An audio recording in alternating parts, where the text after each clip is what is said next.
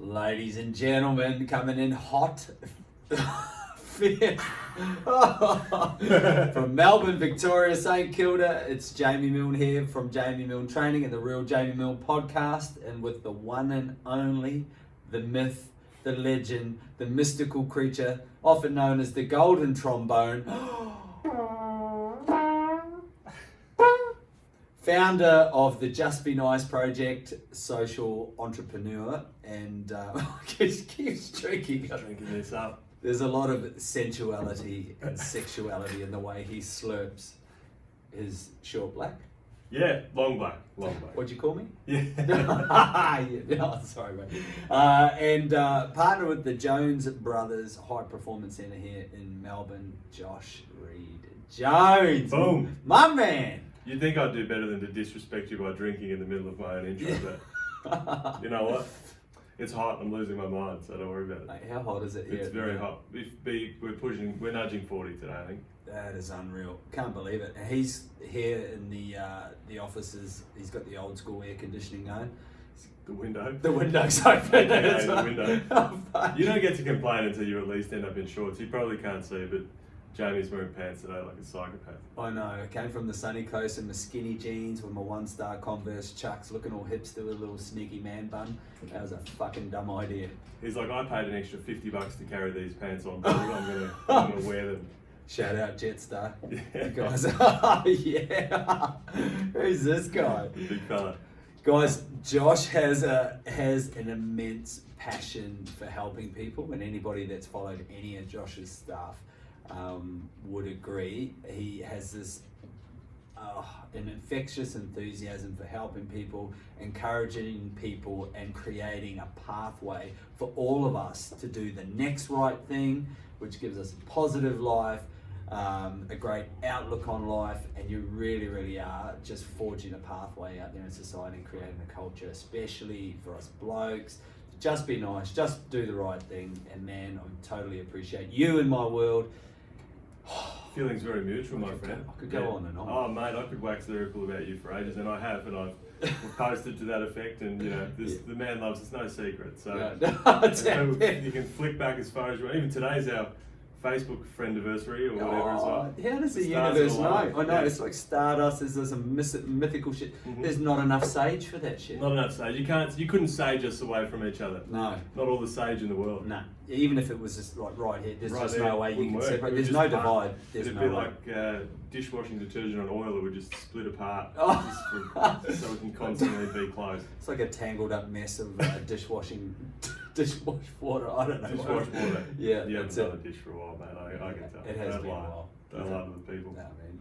Oh, jeez, turn it up, mate. Mate, I'm not a stranger to the kitchen. Do you like that? That was good. Yeah. I'm sure everyone wants to hear us drink. You're going to hear it because it's that time of the afternoon. Bro, tell me, here's the first question. Mm-hmm. Who is Josh Reid Jones? Man. Your definition of Josh Reid Jones? I've just given you a bit of runway. Yeah. Give us an elevator speech, mate. Who is this mystical creature? I think a guy that just shows up to try and improve opportunity for people. I sort of feel like that. I feel like it's really cheesy. Lots of people say stuff like, "Oh, you're here to serve" or whatever. But I just feel like I've been tasked with a job, with a vision, with an answer that I truly believe is a direction that we need to move things so that people get the help that they need when they need it for as long as they need it. And I'm just a dude that just gets after that every day. And almost everything that I do is really pointed in that direction. So even my leisure time is often in aid of being able to do a better job of doing that. So it's a little bit boring in that space, I suppose. It's kind of this one track, but unfortunately I get to do lots of different things in that direction. But I think I'm just a guy that's here just to try and help people to help people. Oh, jeez. Oh, fucking hell. Arrived at level 4. Well done, mate. There we go. That was beautiful. Thank you. And the Just Be Nice project, you've supported many miles, many things, many events that I've taken part of, and obviously I am not an isolated case. You're a very multi-layered, multifaceted, gorgeous human being. So give us a little insight into what the Just Be Nice project is, or who you are, how you do it, anything, man, to share with the peeps. With the peeps, yeah. I mean, essentially, the Just Be Nice project we started off. It's the culmination of I've been doing this kind of thing for over 15 years. And the thing is trying to work out why is it that people who need help don't get it, essentially. They get little bits of help, but they really get the help that they need when they need it for as long as they need it. And in terms of help with employment, with mental health, with housing, with opportunity and building out opportunity around people and communities, it's very piecemeal, it's very competitive, strangely enough. It's like a strange competition between causes and interventions and all this kind of stuff. And the people that miss out are the people that need help. So the JVM project is started on the end of having a solution for changing that sort of paradigm, moving the focus from attempting to do something to outcomes for people. And much like when you go to hospital and you expect to be there until you get better, that's how we treat people for other kinds of help. So whether they need to end up housed, whether they need employment, whether they need help getting good mental health or regaining control over their mental health, we're not here to say, oh, a cup of coffee is the answer, here's the cup of coffee. We're here to say, hey, we're going to work out what the answer is with you. We might need a coffee, we might need a beer, we might need a mate, we might need a job, you might need some training. We'll bring in the right people with the right expertise at the right time until you reach an outcome. Much the same when you go to hospital and they bring in specialists and you have support and you get these things until you're better. Yeah. And because of that, taking that responsibility and coordinating those outcomes, we operate very differently by leveraging mostly for-profit but also non-profit partner organisations, helping them do a better job of helping people by going and identifying what they could do and lumping those skills in to our pool of stuff that we can help people with. Wow, man, that sounds like a huge time investment from you. So yeah, as he's like, I don't sleep, just drink coffee with the window open. Yeah, always with the window open. 24/7, the window's open here.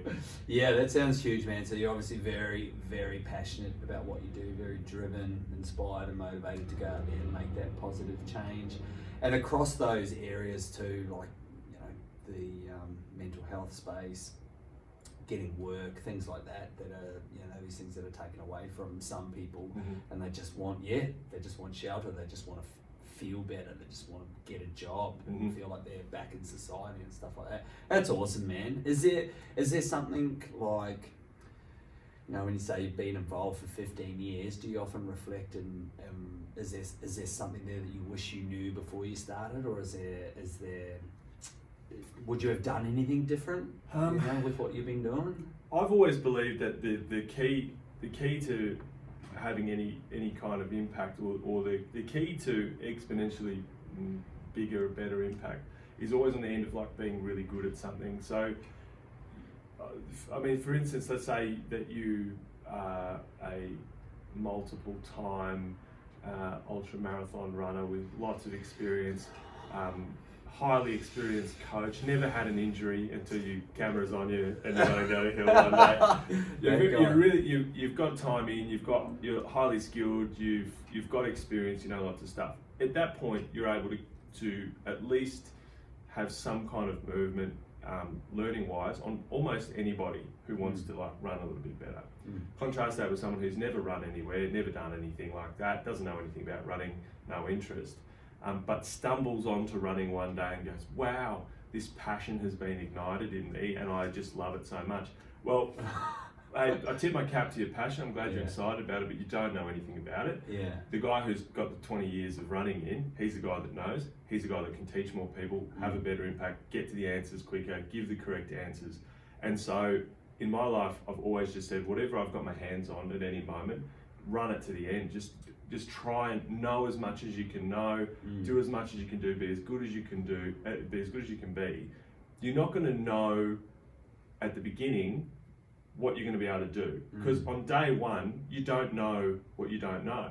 So the better you get the more options open up. And I think it takes that long to be that good. It takes 15 years, it takes 25 years, it takes 30 years of living the life that I've lived and doing what I do to now be able to do what I do now.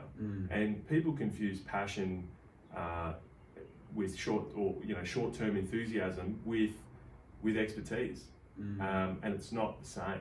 Give me the guy who doesn't appear to care that much but really knows what he's talking about when I've got cancer, as opposed to the guy who's like so passionate about cancer but literally not spent a day in school to learn about how to cure it. Wow. So I think you need a bit of both, because you need a drive that takes you through all the tough days and the chasing bills and the spreadsheets and all the shitty work. But in the end, it's being good at stuff that gives you the chance to have a real impact. So I feel like there is no shortcut, and the learnings along the way have all been very necessary, good, bad, and otherwise. And so I probably wouldn't change too much, but it would be nice if there were a few more big checks along the way. A few more high-paying jobs and that kind of stuff would have been good along the way. But you don't know what the struggles are teaching you, and you don't know when those lessons might be valuable. So, isn't it funny, eh? That's that whole resilience thing. How long can you hang on? Like you said, when it's shit, and unfortunately, when you are, I suppose, a person of action or an organisation of action, there's going to be more shit days than there are going to be good days. And just having, I suppose, the faith, the resilience, the endurance to hang on and keep going, regardless of what's going on. I think that's the critical part of that people miss is like they start off with these grand plans, like, and I'm for it, obviously, as you are. We're people that want to do big things and do good things. But if you tied all your measures of success and your capacity to endure hardship to things that they're a bit sort of esoteric, like have an impact, changing lives, these sorts of things, you'll find the edge of it very quickly, because it's actually no one really cares. People don't pay that much attention. People don't put in as much effort as you a lot of the time, so they're not getting maybe the best out of themselves, and you can see that there's more for them. So I think, and you're a testament to this as well, it's when you start on a journey like this, or when you start on a journey where you're trying to do anything, the first thing is to establish like what you're about and how you think you should conduct yourself. I think I should work hard. I think I should just get on with it. I think that it's important to be mindful of the people around you and step up and do the right things. And I think for me, it's more important that I'm committed to doing a job that leads to what is, the ultimate outcomes of the Just Be Nice project. Because it's important that I carry myself that way, I can endure 6 months where not much happens. Yeah. But if you're in it because you want to change lives, that'll break you, because you just don't get that feedback all the time. No, that's right. And sometimes the life changes don't come for 18 months. And particularly in long-term disadvantage, generational disadvantage, we might not see the outcomes of some of our work for 5 or 10 years. Yeah. It's very hard to just hold on to the faith if you're not just about, I'm Jamie Milne, I rock up. My job is, the person that I am is someone that rocks up with a good attitude to put in for people every day. I know that if I do that enough, they'll get the changes. Yeah. But if you rock up just to change people, that month where no one gives a shit, that month where everyone cheats on their diet and doesn't come to training, is a miserable month for you. Yeah. So as long as you can hold on to like what you're about, I mean, that gets me through. I sleep at night because of what I do every day, not because of how the world responds to what I do. Yeah. And I think that is the only way to actually lump stuff for as long as it needs to be. God, done. I love that, mate. Having those core values, that mission that everything aligns to. Yeah. It sounds like that. That's because I was going to ask you, because that's an interesting thing, something I think about often. So to get to the point that you are now, like what are some of the resources, like a handful resources, whether it's books? You look like one of the most intelligent motherfuckers I've ever got. I've got a big bookshelf. He's got a very big bookshelf. And one in the bedroom. Yeah, one in the bedroom. But as soon as you see that, first impressions, you're like, whoa! And then I see a lot of it. It's sprayed and littered with books that I've read, like ABC, some nursery rhymes, things like that. Yeah, we've got the Harry Potter in there. Yeah. You got the Bunny books. But so I often get curious. So what other than your drive for what you do, what are some of the resources that you use to hang in there as long as you have. Well, I mean, paying attention to other people, I think is critical, and not having there is a quote, and I'm gonna maybe botch this, so I'm not gonna check who had said it, but let's say it was Barack Obama. It was someone like that. But the point that they're making is talking about the sort of the prejudice of low expectations. Yeah. And I think the thing that keeps me going is that most of the problems that we see are related to a lack of understanding. Just staying deep in the pocket, paying attention to people and working out how can we improve understanding, which is an almost never-ending task because there's always gaps. There's always gaps in people's knowledge. That keeps me in the game, keeps me learning, keeps me engaged in the lives of other people, keeps me paying attention to different things. Yeah. Keeps me looking at the world in with kind of fresh, curious eyes. And it doesn't happen all the time. I get stuck in a rut sometimes and don't pay that much attention. But I think that's key, because I haven't just become dogmatic about this one particular thing that I care about. It's CrossFit and I've just got no time for anything else and I'm doing this. It's, hey man, I'm interested in performance, and what does it mean to perform if you don't have an arm, or if you've got, TB, or there are different elements. There are things, you can't just prescribe the same stuff for everybody. Yeah. So you've got to stay engaged, you've got to keep paying attention. And by doing that, I think that has been the most valuable resource, because it brings you into reading books from people you don't agree with, talking to people you don't like, going into communities that you don't understand, not just going in like, you guys are all a mess. Yeah, what's the point? You're all hopeless. Yeah. And you find hope in all these really strange places as a result of like going in with that attitude. I think that's like critical to staying motivated and building resources around those areas. Absolutely love that. Totally love that. That's so cool, man. Because and on that, like we were touching a little bit on it before about resilience and hanging on and things like that. And I often think about, as we know, my background with ultramarathon running and other feats of endurance, and I was asked not that long ago what my definition or what my thoughts were on endurance. Took me a while to think about it. No pun intended. Just hanging out there for ages thinking about it for fucking hours. And anyway, and to me, it's that internal conflict, and it's a massive internal war. It's like your own. I know Joe Rogan refers to yoga as like internal jiu-jitsu. You're trying to turn yourself into a fucking pretzel whilst doing yoga. For me, endurance is that fight against the overwhelming urge to quit. Yeah. So you've got that inner conflict. Something I've noticed in my journey in my profession is we quit really easy. Yep. We take failure horrifically, myself included. I'm getting better with it. Some failures in my life has scarred me for a long time,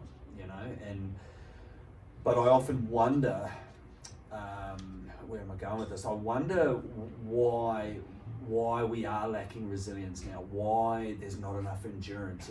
It's like now I turn up and there's fucking roasting out there. My first thing is thinking, fuck, I hope there's some aircon, Then I'm starting to think of the quick, it's cold, all right, where we get a couple of layers of clothing, my Uber Eats is 3 minutes late. Yeah. Fucking hell, waiting for that burrito, that type of shit. We just don't have that resilience to hang in there. Relationships, employment, life, unfortunately. People that we all know, everybody's had, lost somebody's taken their lives. So what is it, three or nine, I can't remember the figure exactly, Australian men take their lives each week. Yeah, the numbers are pretty big. Yeah, which is full on. And so I think, what do you think, bro? Like, why do we give up? And this is a very broad question. Yeah. Why do you think we give up? And why, what do we think about failure, or how could we address failure? I think there's a huge difference between, like I was saying before, it's like I want to run a marathon, And I'm a person that runs, don't you know. do it. Yeah, totally. Don't- Hey, I ran one on 2 weeks' notice or whatever. The Oh, other you week. did, man! Oh, I had this really rough marathon in Florence. I know, Italy. yeah. So I been went tough, to right? Florence on not much notice to run a marathon. Didn't do any training. But to be fair, I also ran 60 k's with you on no training at all. About 4 kilos heavier. So Oh, you did a 400-meter warm-up. Yeah. Come on, man. I did these, touched the toes a few times. You know? That was good. But I think there's a huge difference between there's so much. Goals are important. It's important to have goals. I think goals keep you moving forward. But it's more important to know who you are and what you're about. So being someone who runs, you run. You attempt a marathon. You bugger it. You go, whatever. Tomorrow I'm still a guy that runs. Yeah. And I'm a guy that runs that couldn't make the distance on that day for whatever reason. And it happens to the best of us. Yeah. If you're a person who's like, I'm going to run a marathon, and I need everyone to know that. I'm going to tell everyone, I'm going to do these things, and then I'm going to have a crack and fail, then I'm a guy who failed the marathon run. And that is way worse, because you first of all, the point of it was a lot more to do with telling everybody and getting that little tick on your name, as opposed to I'm a guy who runs. And when you are a person who X, you really have to tell people. You don't need to tell people that you train people all the time. People who watch you for any period of time know that. So you don't have to be like, I'm a trainer that does, everyone knows. You probably have to tell people that you're an amazing cook because I've never seen you cook before. So maybe you are, maybe you're not, but you'd have to tell people. So I think resilience gets bashed because people are always tying stuff to the number of eyeballs they can get, the amount of back pats they can get, you know, how much attention they can get, and then tie it to these things, and then they either do the marathon and no one cares, like, oh, that's not as fulfilling as I'd hoped it would be. Yeah. Because I still am not, at the end of it, I've ticked the box, and who am I? I'm just a dude who did a marathon one time. It's very different to being a guy who is interested in the capabilities of his body. So I have a crack at a few different things. That's a different guy to the competitive athlete guy. I had to make that transition from, I'm a guy who wins and wants to win all the time, and I'm competing to win, and I'm playing footy and I want to win and I want to win. And then I went to CrossFit and I wanted to win. And I wasn't good enough. I didn't have the time to put in. I didn't have the time to recover. I'm getting old, getting older. My body was a bit beat up for footy, all that kind of stuff. And then I have to transition. So when you're losing, then when you're a guy who wins, well, I'm a winner, I'm a competitor, you throw yourself through the ringer, and that gets hard because all of a sudden your feelings about yourself start to get bashed around. Because I'm not winning. Yeah. That guy's stronger, that guy's faster, that guy's better. Yeah. I'm not a winner. I'm a pretty good guy for a regular guy, a bit better than a regular guy. Now, I could go and just try and compete with people who suck, and be like, I'm the king of the sucky people, and keep that, like, I'm a winner attitude. Yeah. Or I've always been one to look at the best people and be like, your day's done, mate. Like, start training for masters. But then I change what I'm about, And what am I about? I'm a guy who works a lot and has to meet my expectations physically around that. But I'm a guy who wants to have a crack at a few things, and I like to do different stuff, and I like to be challenged in different ways. So now I can box and lose, and I'm okay with it, and I can run a slow marathon, and I'm okay with it, and I can go for a swim and not be that good at it, and I'm okay with it. And you can stick at that for ages, because I'm just a dude who wants to try that out.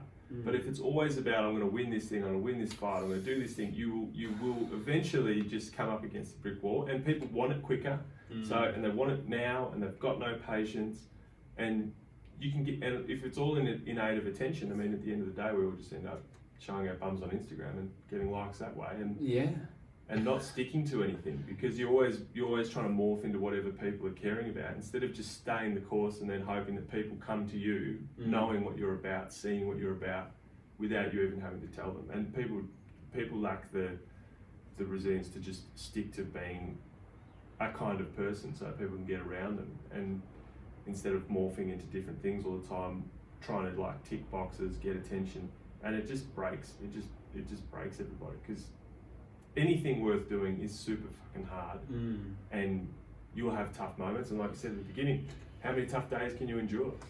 That's literally it. On the way through, how many tough days? Because it could be 700. You got 700 shit days in you? Yeah. Yeah, no, shit. You do. I definitely do. Yeah, I was do. thinking then. Yeah, You got Well, 700 shit days. I think it's like you were saying before. When you know who you are and what you're about, and perhaps if you're not that certain on who you currently are, but if you know perhaps who you want to be, it gives you something to hold on to. I think when it does all go tits up and you're no longer motivated by the YouTube clips or the fucking Facebook memes or the asses on Instagram and stuff like that, when it doesn't get you going anymore, does it still get you going?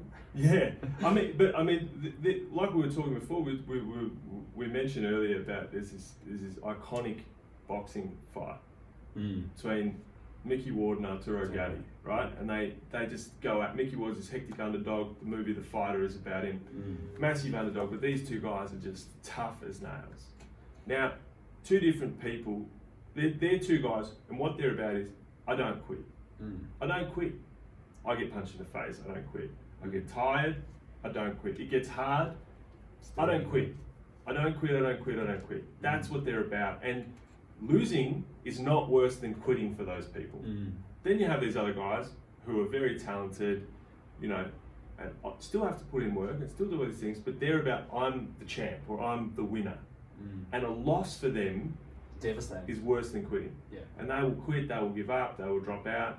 And if you decide you're not a quitter, I think that is such an important decision to make for somebody. Because now I see all this stuff like, just set your boundaries. Just, if it's not serving you, just do something else. Or, if you can't work, drop a thing, finish. Don't read the book all the way through. If you don't like it 10 pages in, give it the arse. Well, you don't even know what's in the last 300 pages, mate. Read the book and then make a decision. Yeah. Finish it. Yeah. Oh, you don't like your job? Give it a crack. Have you even tried your hardest? Like really tried your hardest? Are you putting in or are you demanding of everything else? Because if you decide not to quit, you can get through stuff slowly. You can do stuff. You can lose. You can do a shit job. But people who want to be front runners, want to do these things, they quit, and and then eventually I think that takes little pieces away from you. Yeah. So making that decision to just not be a quitter is like paramount to getting through those 700 shit days as well. And I think, further to that, I think that, like, I see it a lot, and you would see it a lot, especially with blokes. So you'll get two similar blokes, come from a similar background, they'll walk into the gym, the captain of the first 15, and, he's a police officer, and you get another guy, he's been playing top level rugby league, he's a police officer too. One is totally fucking cool with who they are. Couldn't give a rat's ass that the girls are lifting 3 times more than he is. The other guy is still locked in, was the captain of the first 15, the ego is larger, than the car he pulled up in. And I think when they're driven by that ego, like, I gotta win, I remember when I was this, it's still the could have been, should have been, used to be type person. When they're not as aware or cool to just go, man, fuck yeah, I was that 15 years ago, but I'm just pretty cool to do a few heavy deadlifts with a few of the lads and ladies and just chill. Like I really see it all the time, and it's actually a bit of a joke, like in the gym, like guys that come in with any sort of ego into our facility get spat out the fucking back. Yeah. You got ladies in there that are lifting, small European cars. They're like clean and jerky little Audis. No worries, and the guys are like, what the fuck? And then they piss off up the road to some 24-hour fucking thing, and so no one can see, and they can still be the captain of the footy team. Yeah. But I mean, at your gym as well, like, great, I can deadlift, 300 kilos, cool.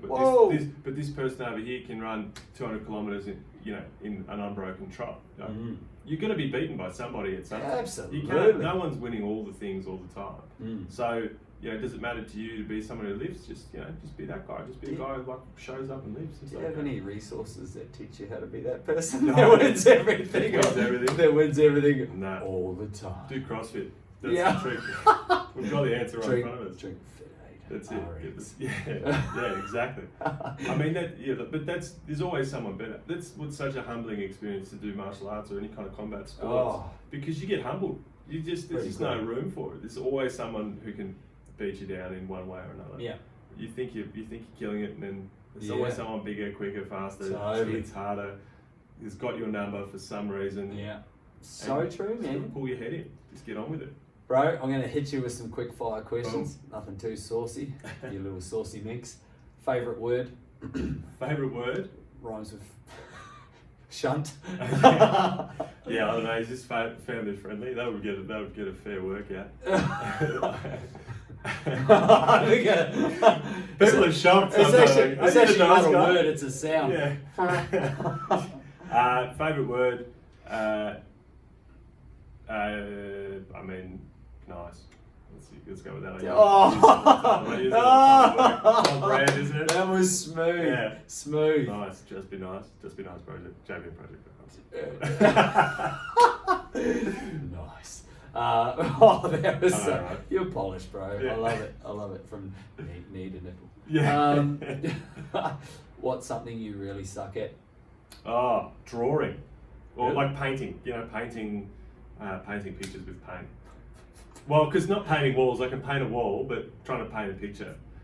Maybe one day I'll try and paint your picture and just show And then we'll everyone see how how terrible it is. It's a brown patch with a ponytail. There's a couple of There's snags. a couple of bits on the top there. Oh, bro. Shocking at it. Can't do it. Right, yeah, you could have one superpower. What is it? Superpower. I would really like to be able to like speak and understand and read like any language that's ever existed ever. Wow. Yeah. That's pretty cool. Yeah, just go anywhere, know what they're saying, be able to engage, be able to read anything, pick up, the whole deal. Because you are definitely a learner. You read, man. You're probably the only other guy, and I know a couple of guys. Many guys. I got a couple of them are hibiscus guys. That reads a lot. Like I read a lot. Yeah. I don't read as much as you. My bookcase is not as sexy as yours. However, I am trying. Yeah. So I would definitely put you in that learner category. Yeah, like big me. time. So I get that, man. And you chew through them. I see your post. Yeah, I'm through book number 758, and it's only the end of January. Yeah. Eat a dick, book readers. I'm lucky, man. I read quick. I think because it was hammered into me as a kid, read, and I enjoyed it as a kid. Did you? And just reps, man. So I read quite quickly. I don't speed read, but I just am a pretty quick reader. And I actually, like, I have a notebook with me when I read, and I take notes. So I'm not even reading as fast as I can write, because I write out passages I like and quotes and bits and pieces, so I can find them again. But I'm just lucky. Not everyone can read that quickly, just because they can't read that quickly. Yeah, I definitely can't. But It's all right. Yeah, Quick at other stuff. Man, I get there, but I tell you, my grandmother would turn in a grave. I write in the books. Oh, so yeah. I don't take notes, but I'm one of those guys. Yeah. So when someone steals my books or borrows them, they're like, fuck, what? Cock and balls. Cock and balls on book page everywhere. 53. Yeah. Big old Smurfs hat on page 78. What the fuck is What that? is this? What the god? Hopeless. My god, it's a fat yam. I'm always drawing yams in my books. Just always the yam. Got the big yam in every book. My notebook is literally just full of them. Yeah, That's you're the waiting for full that of it. awesome bit, the preface. Yeah. Waiting for the preface, and there's a big fucking Look at fat that. yam. Yeah. That's not a preface, that's a yam. That's a vegetable, that's a root vegetable, it's a tuber. Prepuce. Yeah.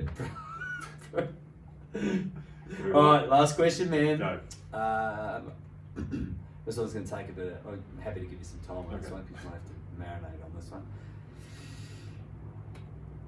Oh, you, mate, easy. I'll Yeah. walk on the beach with you. With nice Pinot Gris holding hands. A Off little to a date night. deep Victorian charades. If you're a type of food, what would you be? Besides an eggplant? Skin-coloured eggplant.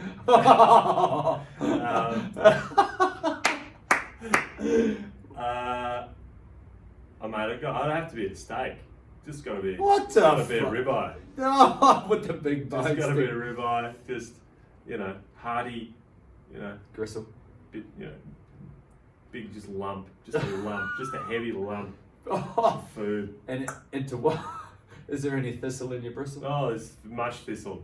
I'm excessive thistle. Is it a sunken bristle? I can't think.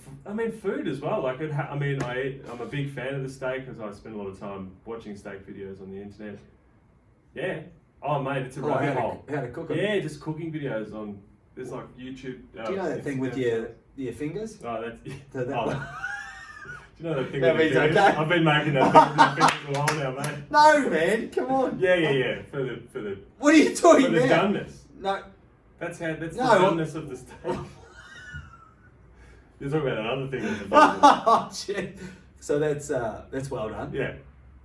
What's that? Medium rare. Medium. Rare. Rare. Yeah. That's the deal. But I mean, it depends on the thickness of the steak. How thick are you, mate? In terms of stuff. Well. Oh, give or take. Give or take. Oh, jeez.